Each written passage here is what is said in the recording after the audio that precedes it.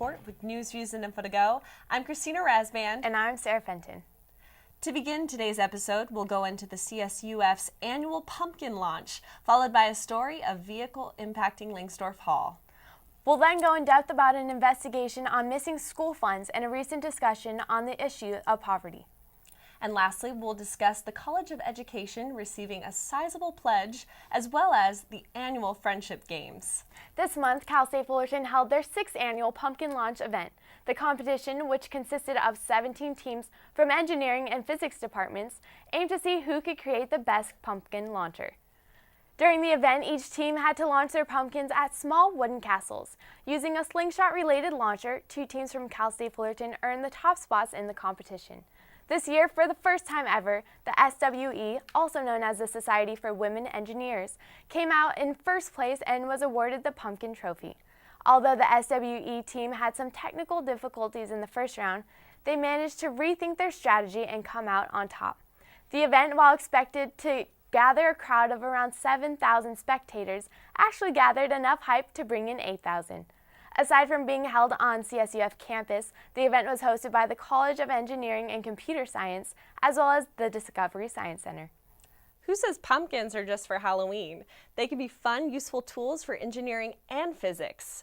On November 1st at 11:30 p.m., a 21-year-old male drove his vehicle down Commonwealth and hit a curb, causing the car to run through the orange grove and hit 2 light poles. The vehicle then crashed into Langsdorff Hall and caught fire.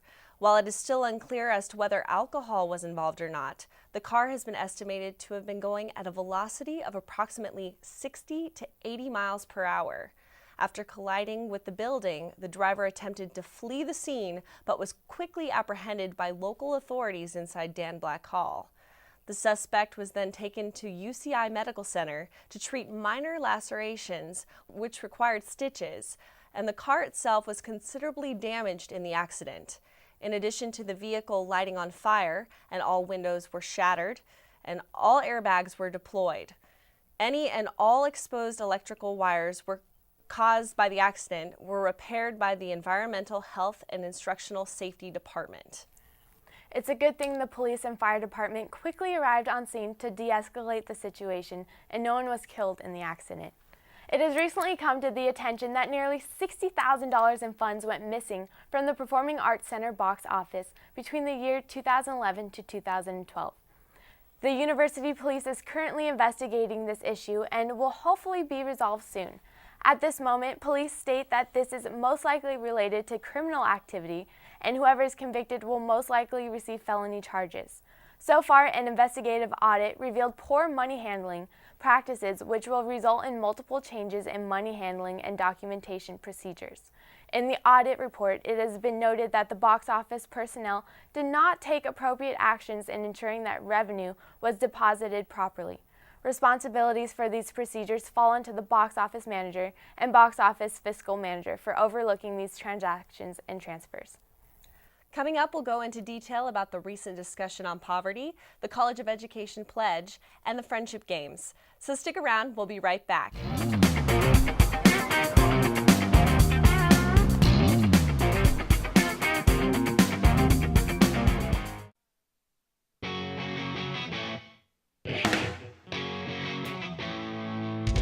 Titan TV is a student-operated facility maintained by students. It's on the Cal State Fullerton campus, and it's a great opportunity for Cal State Fullerton students to get hands-on experience directly in a studio environment. Working with Titan TV puts me in this professional environment. Everyone here is really fun to work with, and everyone just gets along so well. I'm having a great time.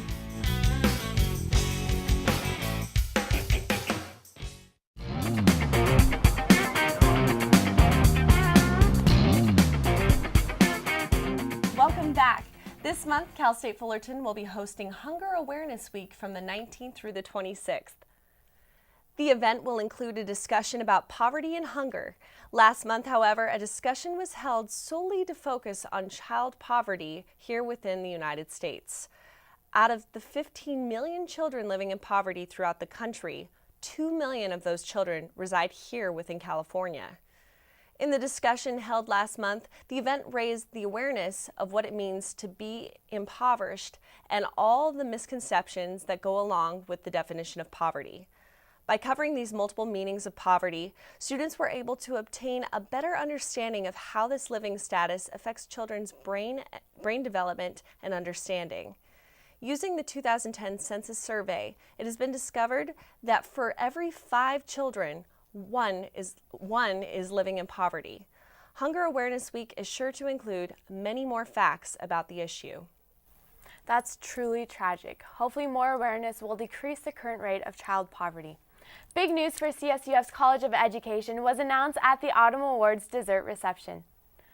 The College of Education will be receiving a $500,000 pledge from Schools First Federal Credit Union, with the proceeds going towards the Credit Union Center for Creativity and Critical Thinking. Claire C. Cavallaro announced the pledge in front of a wide array of scholarship donors at the awards reception. Since 2009, with a gift of $250,000 from the Schools First Union, they have continued to show their support in the College of Education and have maintained the prestige of the Center for Creativity and Critical Thinking. This year, at the annual Autumn Awards reception, 64 scholarships were awarded to future teachers, amounting to almost $60,000 in scholarship funds, which is the most the college has received in a single year. Education will always be a great cause to invest in.